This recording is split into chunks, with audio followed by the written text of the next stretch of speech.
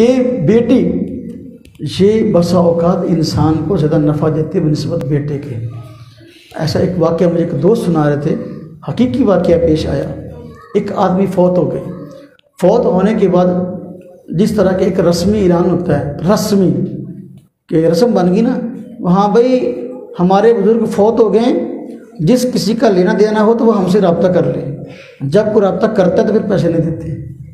یعنی یہ تو لوگوں کو شو کرواتے ہیں کہ ہم اپنے والد کے وارث ہیں اور لین دین کے لیے تیار ہیں۔ مقصد یہ ہوتا ہے کسی نے پیسے دینے ہیں جو دے دے، لینے ہو تو وہ نہ آئے۔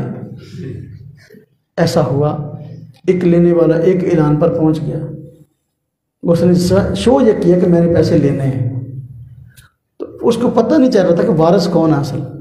اس نے کہا کہ بھئی میں فوت ہونے والے کو اس وقت تک دفن نہیں ہونے دوں گا جب تک میرے پیسے ادا نہ کرو، اور میں نے اتنے پیسے اس مرنے والے سے لینے ہیں، اور پیسے بھی وہ جو ہے کوئی لاکھوں روپیہ تھا، ہم 3 لاکھ کہہ لیں 4 لاکھ کہہ لیں۔ اب وارثوں میں سے کوئی بھی اس کام کے لیے تیار نہ ہوا کہ پیسے دیں، تو نہ جی نہ، ہمیں کیا پتہ ہمارے باپ نے کب لیے تھے، اگر آپ سے پیسے لیے ہوتے تو ہمیں پتہ ہوتا، ہمیں تو اس نے بتایا ہی نہیں، تو ہم کیسے دیں۔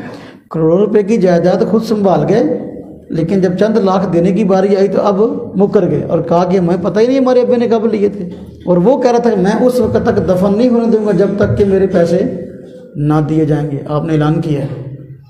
اب یہی خبر اٹھتی ہوئی گھر پہنچی، ایک آدمی گھر پہنچا اور اس نے جا کر بتایا کہ ابے کی چارپائی روک لی گئی اور دفن نہیں ہونے دیا جا رہا ہے۔ ایک بیٹی بیچاری دھاڑے مار کے رونے لگی اور اس نے اپنا سارا زیور اتارا، جتنی بالیاں چوڑیاں جو کچھ تھا سارا زیور اتارا اور اس پیغام دینے والے کو دیا اور کہا کہ میرے باپ کی میت دفن ہونے سے روک لی گئی، اس لیے یہ پیسے، یہ میرا زیور لے لو اور اس آدمی سے کہو بھی اس کو بیچ کر اپنے پیسے پورے کر لے۔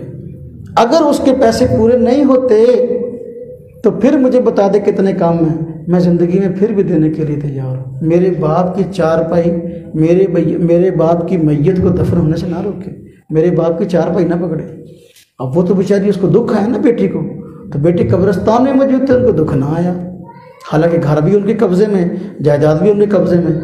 اب وہ جو آدمی تھا اس کے پاس جب زیور پہنچا تو وہ رونے لگ گیا، کہتا یار دیکھو کیسا زمانہ آ گیا، بیٹے یہاں موجود ہیں اور جائیداد بھی موجود ہے لیکن دینے کو تیار نہیں۔ وہ بیٹی جس کو جائیداد سے محروم کر دیا گیا، باپ جاتا ہوا اپنے بیٹوں کے نام لگوا کر گیا۔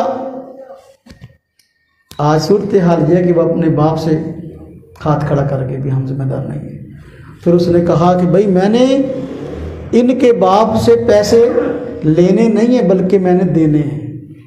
میں تو یہ چیک کرنا چاہتا تھا کہ مرنے والے کا حقیقی وارث کون ہے۔ تو یہ جو بیٹے ہیں پورا گاؤں گواہ رہے کہ یہ بیٹے اپنے باپ کے وارث نہیں ہیں، دیکھو اگر یہ وارث ہوتے تو میں نے پیسوں کا مطالبہ کیا تھا، یہ ضرور دے دیتے، لیکن انہوں نے ہاتھ کھڑے کر دیے ہم نہیں دیں گے۔ اور یہ بیٹی جس نے اپنا زیور تک اتار کر بھیج دیا اور کہا کہ میرے بیٹے کو، میرے باپ کو دفن ہونے دو، یہ اصل میں اپنے باپ کی وارث ہے۔ اسی جو میں نے پیسے دینے میں بیٹوں کو نہیں دوں گا بلکہ اس بیٹی کو دوں گا۔ تو بیٹیاں جو اس باپ کو سکون دیتی ہیں نا، وہ سکون کبھی جو ہے بسا اوقات بیٹے بھی نہیں دیتے۔